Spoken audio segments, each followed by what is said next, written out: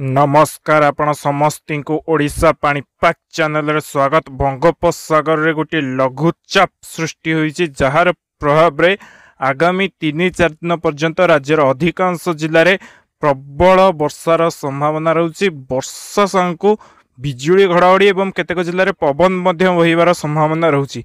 तो जो लघुचाप टी सृष्टि होईछि ता केउ बाट दे गति करिवो एवं तार प्रभाव रे क्यों तारिख रे क्यों जिले में वर्षार प्रभाव अधिका रहिबो एवं पवन केते मात्रा रे क्यों जिले में हेबो से संपर्क रे संपूर्ण रूपे जानिया पे भिडियोटी को शेष पर्यंत देखंतु।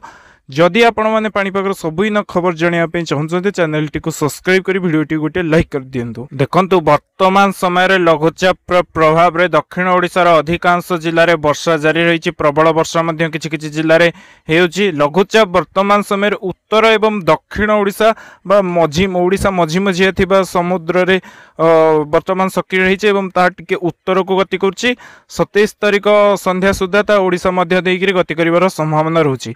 बेसी घनीभूत नहले मध्य वेल मार्क लो प्रेशर बा स्पष्ट चिन्हित लघुचाप रे परिणत होबो। 27 तारिख दिन पुरी, खोर्धा, गंजाम, नयागढ़, कंधमाल, बौद्ध, अनुगुल, गजपति, गंजाम, रायगड़ा, कलाहांडी, बलांगीर ए सब जिला मानक वर्षार प्रभाव अधिकार रहिबार संभावना रहुछि। अपराह्न समय बिजुली घड़ाघड़ी पे ता छड़ा जगतसिंहपुर, केन्द्रापड़ा, कटक ए सब जो ढेंकानाल ए सब जो रहुछि उपकूल उत्तर उपकूल जिला ए सब जिला मानक तुहा को तुहा वर्षार संभावना रहुछि। 27 तारिख दिन दक्षिण एवं किछिटा आभ्यंतरीण ओडिशार जिला मानक प्रबल वर्षार संभावना रहुछि। उपकूल ओडिशार मध्ये वर्षार प्रभाव अधिक रहिबो किंतु तुहा को तुहा वर्षा 27 तारिख दिन हबार संभावना रहुछि। भद्रक, बालेश्वर, जाजपुर, ढेंकानाल, अनुगुल ए सब जिला मानक तुहा को तुहा वर्षा होइपरे। पश्चिम ओडिशार जिला मानक 27 तारिख अपराह्न बेलू वर्षा हबार संभावना रहुछि। बिजुली घड़ाघड़ी सह वर्षा। तो 27 तारिख दिन दक्षिण ओडिशार जिला मानक वर्षार प्रभाव अधिक रहिबो एवं उपकूल ओडिशार मध्ये गोटे दुईटी स्थान में प्रबल वर्षा होइपरे। तुहा को तुहा वर्षा उपकूल ओडिशा रहिबो एवं 40 ରୁ 50 किलोमीटर बेगर पवन बही पारे उपकूल ओडिशा रे वर्षा समय रे। ई जो लघुचाप प्रभाव रे 27 तारिख दिन 28 तारिख दिन वर्षार प्रभाव सामान्य कमिवो किंतु कलाहांडी, नवरंगपुर, कंधमाल, नुआपड़ा, बलांगीर, बौद्ध, सोनपुर, बरगड़ ए सब जिला मानक वर्षा रहिबो।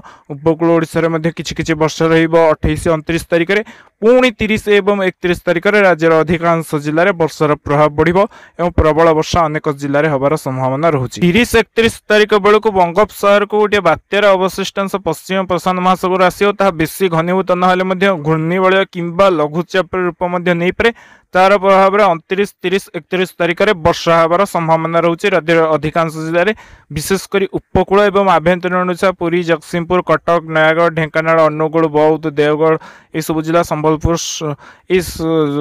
सोनपुर, बरगड़, झारसुगुड़ा पश्चिम ओडिशा जिले में वर्षार प्रभाव से रही पारे 30-31 तारिख बेलू। कि 30-31 तारिख बेलू जो लघुचाप आसो तार प्रभाव में निर्दिष्ट भाव क्यों जिले में वर्षा हम स्पष्ट आकलन कराଯାएनि। वर्तमान जो लघुचाप सृष्टि होइछि तार प्रभाव में 27-28 तारिख में वर्षा रहिबो। राज्य में अधिक प्रभाव उपकूल, आभ्यंतरीण एवं दक्षिण ओडिशा रे ई लघुचाप वर्तमान जो सृष्टि होइछि तार प्रभाव रहिबो। आगो जो लघुचाप आछि तार प्रभाव में क्यों क्यों जिले में निर्दिष्ट भाव वर्षा हम से संपर्क में आपण मैंने जापर। आपण मैंने सब जोड़ी रुहतु ओडिशा दर्श आगुआ एवं सटीक पाणीपाग खबर जानिया।